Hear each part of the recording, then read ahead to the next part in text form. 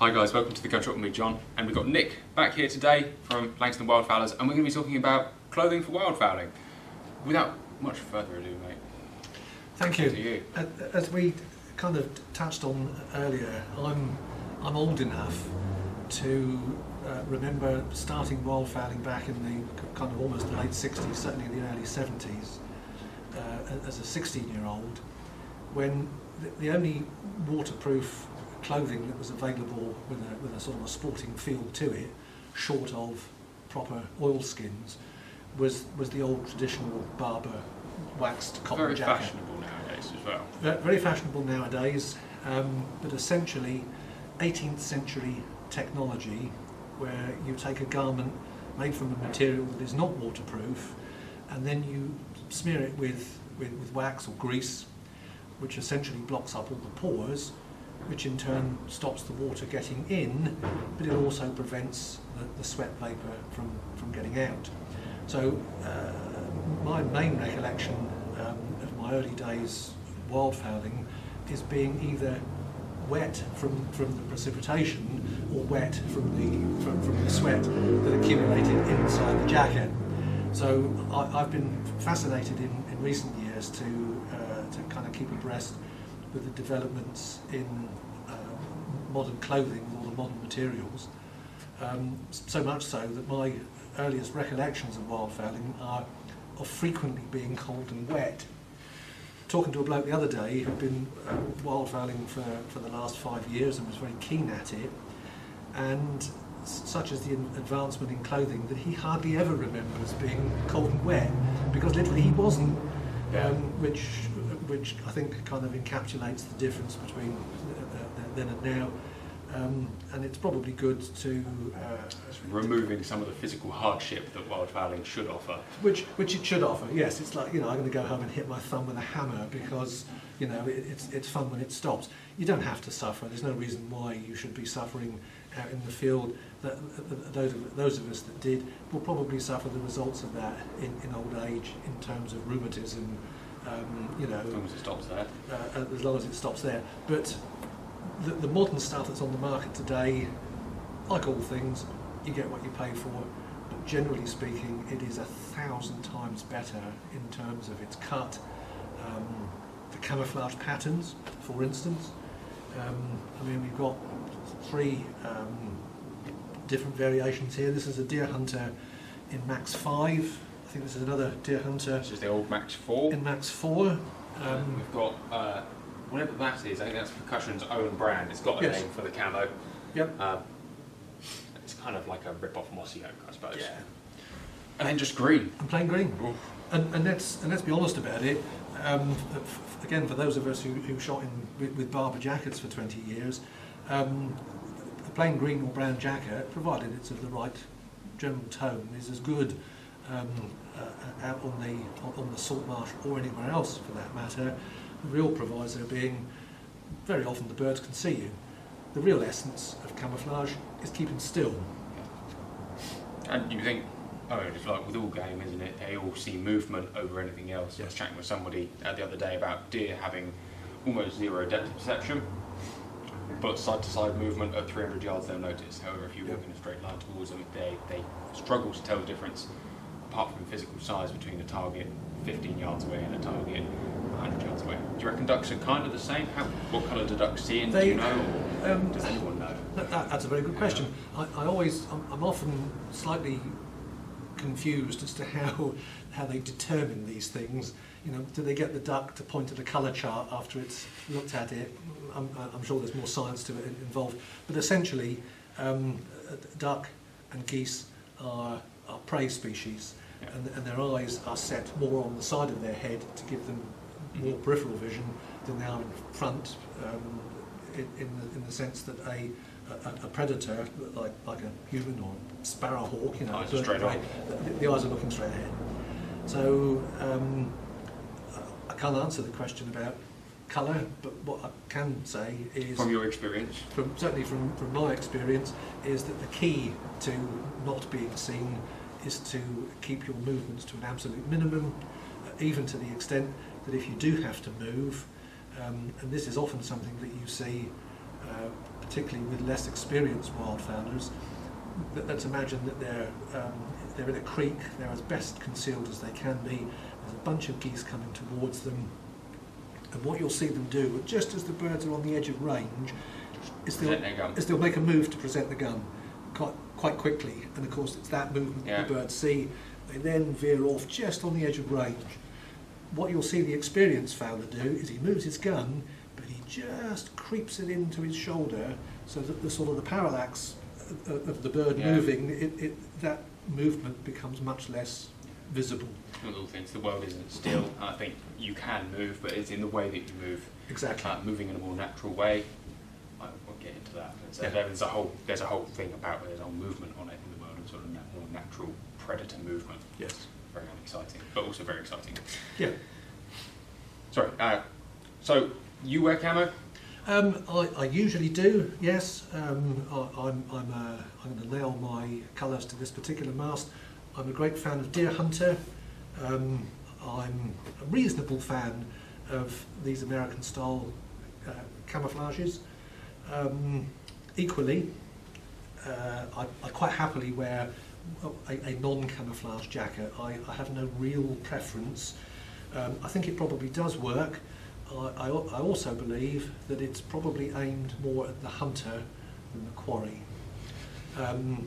Because one of the things that you need to be aware of, for instance, with the Max 4 and Max 5, it's labelled wetlands. Yeah. And of course, people who shoot in wetlands in this country, particularly coastal wildfowlers, will often rush out and buy it.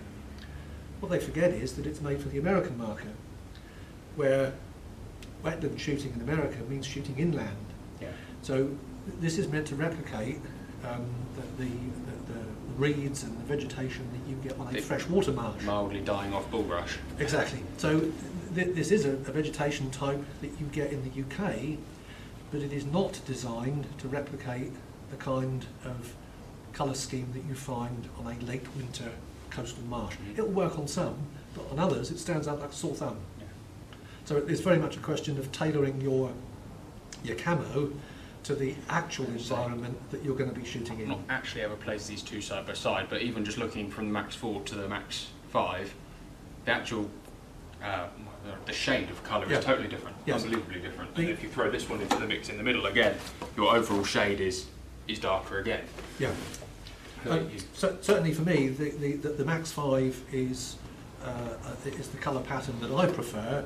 Whether the ducks and geese have got any opinion, I don't know. But you've never noticed any bag difference between when you might probably wore Max, or Max 3 as it was, and Max 5. There's no real difference apart from your own personal preference. I think so. So, I mean, you could, for instance, happily use a jacket like that, which, you know, at the weekend you could also wear to your driven partridge or pheasant shoot. Yeah. There's that much adaptability to it. This might be a little bit more restricting in terms of the sort of more civilised aspect of shooting, whether you want to turn up in this or not. Yeah. And I know we talked about this downstairs. There's a lot of excellent stuff made in tweed these days. Indeed. But I mean, some very good technical tweed. Indeed. The only downside, of course, is that tweed really doesn't lend itself to wildfowling because of the environment and the fact that mud sticks to it. You can't hose it off. In an extremely adhesive fashion. And again, we kind of touched on this, looking at the different styles of clothing. What would you look for in a jacket, I suppose we should ask, and then probably after, what would you look for in a trouser? Okay, a jacket, my personal preference is for a slightly longer style of jacket. One of the reasons for that, like you, how tall are you? 6'7". You're 6'7". I'm about 6'5", but shrinking with old age. Nevertheless, what I do find is that I've forgotten what I was going to say for a moment. What were we talking about? Long cut jackets. Long jacket, sorry. You're going to say what I'm going to say about it afterwards. I prefer a jacket that's a bit longer. That's only because if I raise my arms, you get a cold wind. I don't get a cold wind up my shirt, so to speak, because we are freakishly outside Yeah. the general pattern parameters. They are getting longer though, I'm finding they are getting longer generally, which is good. This is a deer hunter mouflon, and I don't know whether, I think this might be the shorter version. It is, it would do a long cut that's what, another Yes. 3 inches or something like that. Yeah, the beauty of the shorter version, of course, and it depends entirely on, in this case, the sort of waterfowling that you do.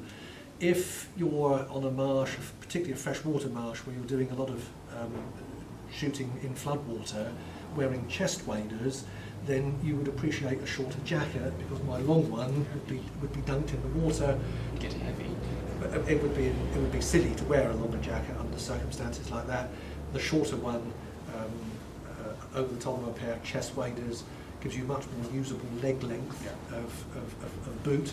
And indeed, if you happen to be of shorter stature, this jacket, in fit terms, will be relatively longer than the long jacket is on a tall person, if that makes sense. So, short or tall, depending on how much water you're going to be encountering. I'm not a great fan of smocks for 2 reasons. Firstly, if you look at the underarm venting on this jacket, this is the mouflon. Yeah. You can open those 2 vents, you can open the zip at the front, and you can shed heat quickly, significantly, even though this is a heavy... Without taking your jacket off and without taking the jacket off. The downside with a smock from a wildfowler's point of view is that once you've got it on, taking it off is a bit of a pain. I have to say I've got a long-standing shoulder injury, so I can't actually put a smock on any longer. But the real issue is that there's 2. You can't vent the heat, but of course when you've been wildfowling, at some point you will be sitting in thick black estuarine mud, and later that day you've got to pull it off over your head. There's no kind of shaking off sort of procedure. You can't drop it in a corner. And many wildfowlers that you see who've worn a smock, because, you know, that's my personal preference, you can tell them when they've taken the smock off, because they've got this big mohican of thick black estuarine mud up the back of their neck. Very good. Trousers wise, I mean, I presume as long as it is waterproof, by the way, you're happy. You don't require any sort of supreme waterproofing technology. As long as it's waterproof and breathable, that's satisfactory. Yeah, I mean, again, I've got a pair of the trousers that go with the deer hunter mouflon jacket. Very, very impressed with them. That they are generously cut, particularly for someone of my size. Very well made, and of the same extremely waterproof material. Some of the other options that you can go to, and what I wore for many years back in the old days, was a pair of black PVC over trousers cut off at the knee that fitted over the top of your thigh boots.